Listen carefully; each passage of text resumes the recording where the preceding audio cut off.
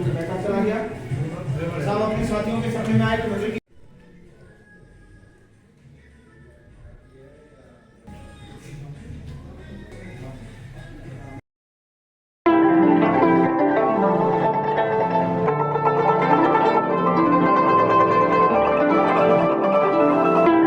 नमस्कार दोस्तों। तो एक बार बहुत बहुत स्वागत है आप सभी का मेरे चैनल पे। तो आज हम एक ऐसे जवान की कहानी बताने वाले हैं जो सिक्किम में भारत चीन सीमा पर अपनी मौत के 48 साल बाद भी सरहद की रक्षा कर रहे हैं। आपको यह बात शायद कुछ अजीब लगेगी, लेकिन भारतीय सेना के साथ साथ वहाँ के आम लोगों का भी यही मानना है। देश के कोने कोने से लोग उनकी पूजा करने के लिए यहाँ पर आते हैं। यही नहीं, इस सैनिक ने अपने मरने के बाद भी अपनी नौकरी जो है वो जारी रखी है। जी हाँ, हम बात कर रहे हैं बाबा हरभजन की। बाबा हरभजन सिंह का जन्म 30 अगस्त 1946 को गुजरांवाला, जो कि अब पाकिस्तान में है, हुआ था और वह पंजाब रेजिमेंट में एक आम सिपाही के रूप में भर्ती हुए थे। नाथुला में उनकी तैनाती हुई और एक हादसे में ही उनकी मृत्यु हो गई और वे एक घोड़े के काफिले को टुकुला से डोंगचीला ले जा रहे थे। तभी वह फिसल कर एक नाले में गिर गए और पानी की तेज धारा में बहकर 2 किलोमीटर दूर तक बह गए। पानी में डूबने की वजह से उनकी मृत्यु हो गई और काफी दिन तक उनका शरीर नहीं मिला। फिर एक साथी के सपने में आके उन्होंने बताया कि उनका शरीर कहाँ पर पड़ा है। तलाश करने पर उनका शरीर और राइफल मिल गई।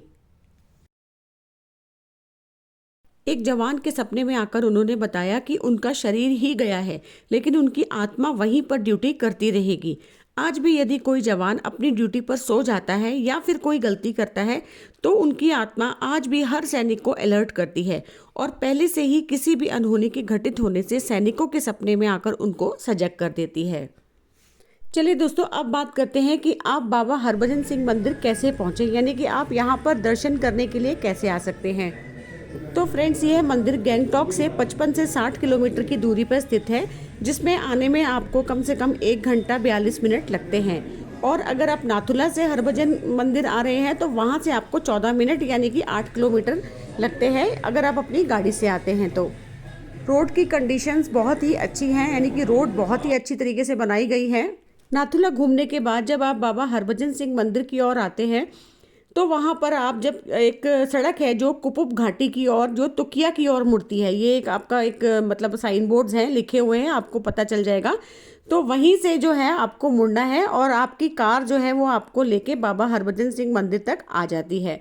सड़कें बहुत ही, आप देख सकते हैं, अच्छी तरीके से बनी हुई है, कोई भी तकलीफ नहीं होती है। अगर आपके साथ बुजुर्ग हैं या छोटे बच्चे हैं तो स्पेशल ध्यान रखना है कि उनके लिए आप थोड़ा ऑक्सीजन सिलेंडर वगैरह लेकर आएंगे, क्योंकि यहाँ पर थोड़ी सी तकलीफ हो सकती है।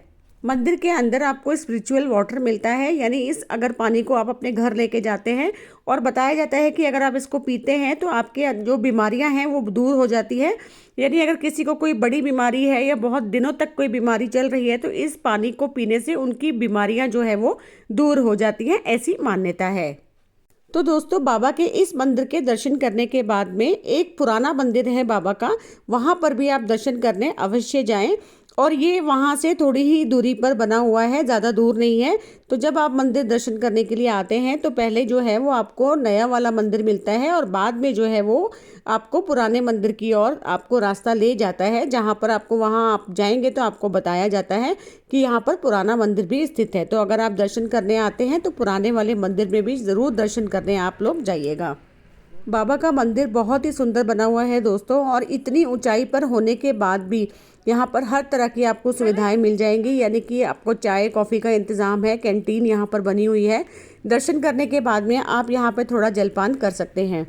तो हमारा अनुभव जो था यहाँ पर आकर बहुत ही अच्छा था फ्रेंड्स। अगर आप लोग भी आने की प्लानिंग कर रहे हैं, यानी कि आपका भी यहाँ आने का प्लान बन रहा है, तो आप अवश्य आइए और यहाँ आके बाबा के दर्शन अवश्य कीजिएगा। चलिए अब बात करते हैं कि हमको यहाँ पर किस मौसम में आना चाहिए। तो दोस्तों, यहाँ पर ज़्यादातर समय ठंड रहती है, लेकिन फिर भी आने का उचित समय जो है वो अप्रैल से नवंबर का समय बिल्कुल अच्छा होता है। ज़्यादा सर्दी होने पर यह मंदिर कभी कभी बंद भी हो जाता है। तो आप कोशिश कीजिए कि अप्रैल से नवंबर तक आप यहाँ आकर दर्शन कर लीजिए, क्योंकि दिसंबर के दौरान बहुत ज़्यादा यहाँ पर ठंड पड़ती है और यहाँ पर स्नोफॉल भी हो जाता है, जिसकी वजह से रास्ते बंद हो जाते हैं और यह मंदिर भी बंद कर दिया जाता है। तो ऐसा ना हो कि आप इतनी दूर से श्रद्धा भाव लेकर आएँ और आपको यहाँ पर दर्शन करने को ना मिले।